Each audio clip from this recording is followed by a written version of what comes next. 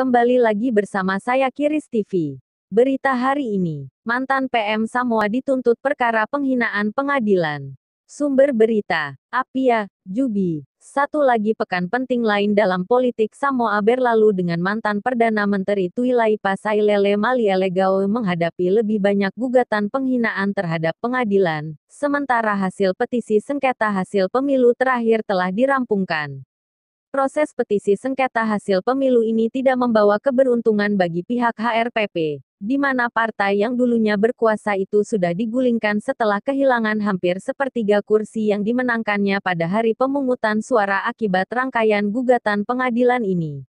Mantan pemimpin negara itu, Tuilaipa, telah mengkritik pengadilan di Samoa selama berbulan-bulan terakhir ini. Ia juga melawan perintah pengadilan saat itu menginstruksikan parpol yang menang untuk segera memulai sidang parlemen, dan menyalahkan para hakim karena jatuhnya kekuasaan HRPP. Sekarang tampaknya dia sudah siap menghadapi konsekuensinya.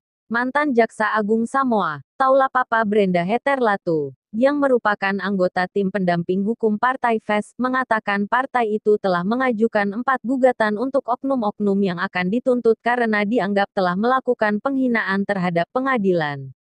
Keempatnya terdiri dari sang mantan Perdana Menteri, Jaksa Agung, Sekretaris Parlemen, dan mantan Ketua Parlemen. Dalam hal putusan yang kami harapkan, masalah itu semua kami serahkan sepenuhnya ke kewenangan pengadilan untuk menentukan apakah mereka akan ditemukan bersalah atau tidak dan jika memang bersalah, hukuman apa yang mungkin dijatuhkan, tegas Taulapapa kepada Pacific Beat. Seluruh warga Surabaya kaget, diabetes mudah diobati, baca di sini.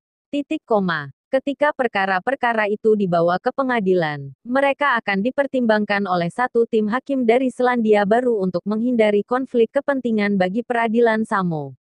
Semua hakim nasional di negara itu telah menuai kecaman dari mantan PM. 5 hakim yang didatangkan dari Selandia Baru itu termasuk 4 orang yang sudah pernah memimpin perkara di pengadilan banding kami sendiri selama 10 tahun terakhir.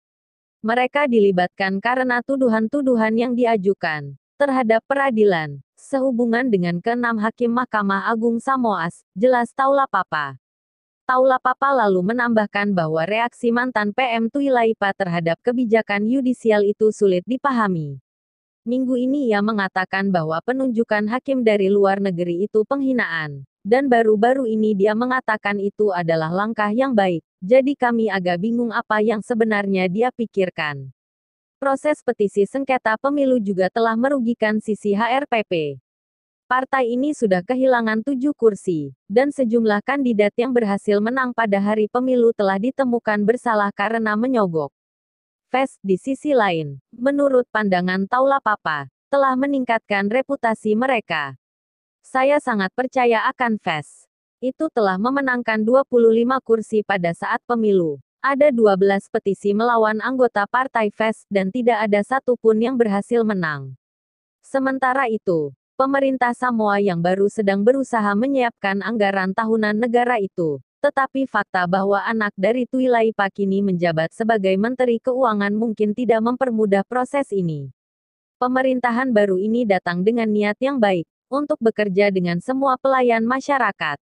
Namun ada indikasi dalam 3 minggu terakhir, yang mencerminkan fakta bahwa beberapa orang-orang itu tidak mau bekerja dengan pemerintahan baru, tutur Taulapapa.